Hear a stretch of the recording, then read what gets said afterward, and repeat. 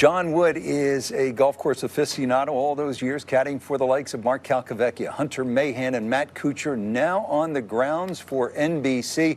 And John, what do you think of LACC?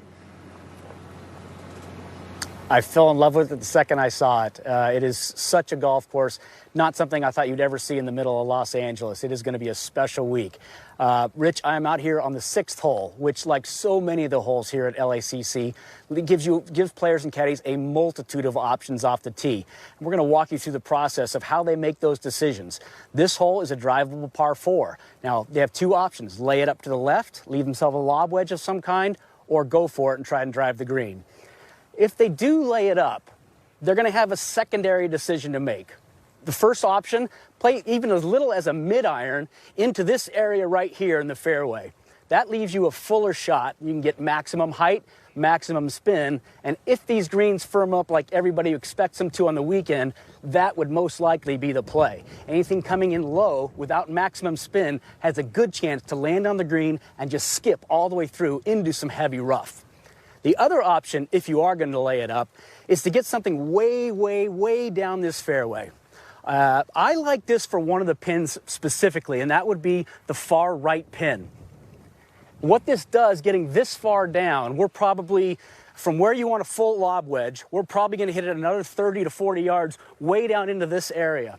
What this does, it's going to give the players an angle to use the entire length of the green, as well as a backstop back there to that right pin where you can spin it back a little bit or have it funnel down to the right. The other option, obviously, is going for it with your driver. It won't be a driver for most guys. If guys are going for it, it's only 273 yards to the front edge, accounting for the downhill. That's 3-wood and 5-wood for the guys. I was walking with Joe LaCava on Sunday, and I asked Joe if he saw a scenario where a lot of guys would lay it up. Joe said yes, and here's why, right here.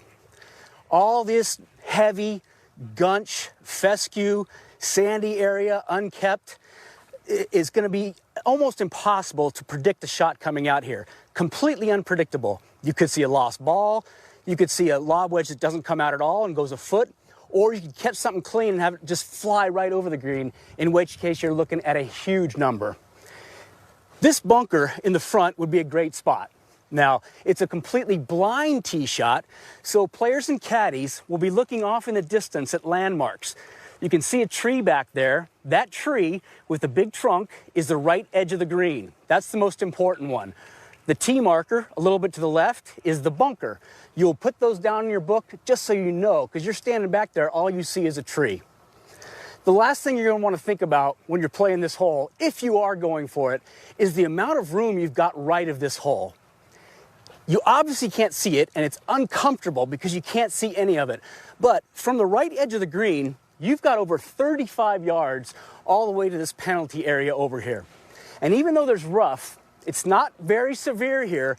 And in this rough, or even short in this fairway, you've got the entire length of the green to pitch. You don't need to stop it quickly. You can run it up. You can use the banks to get it close. It's not a difficult shot. So I think if players are going for it with 3-wood or 5-wood, something short right would be ideal. Now, let's go up to the green and take a look at the last piece of the puzzle. You've done all of this work, all those chess moves back in the fairway, back in on the tee shot, to give yourself a good chance at birdie here on the green.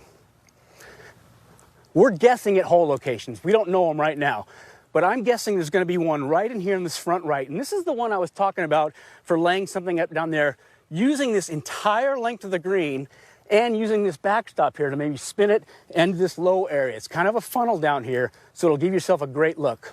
The other pins, I like going for it, and here's why. I think you're going to see one right on top of this crest in the middle of the green, right over this. Now, if you're coming in with some sort of a wedge here, you don't have much room to work with. If you do hit 3-wood or 5-wood over here, it's a very straightforward pitch. You've got a good 40 feet of green to work with. After those two pins, I think you've got two pins on the left. I think you've got a front left one, and you've got a back left one. Again, this width right back here, if you look at where these pins are on the left side of the green, if you lay it up back there with wedge, you've got 6 yards of green to work with. And that may sound like a lot with a wedge, but at a US Open on a weekend, these things get hard as a rock. If you're coming in with something low without a ton of spin, it'll skip right back there into the rough. Now, I like going for it. I think you're going to see 50-50, to be honest with you, in terms of guys going for it, guys laying up. And those decisions are going to change day to day. It's not a cookie-cutter tee shot. Different pins, different hole locations. Is it firm? Is it soft? You have no idea what it's going to be. And all those decisions, those are the things you're going to think about when making those decisions. So more than anything, be decisive.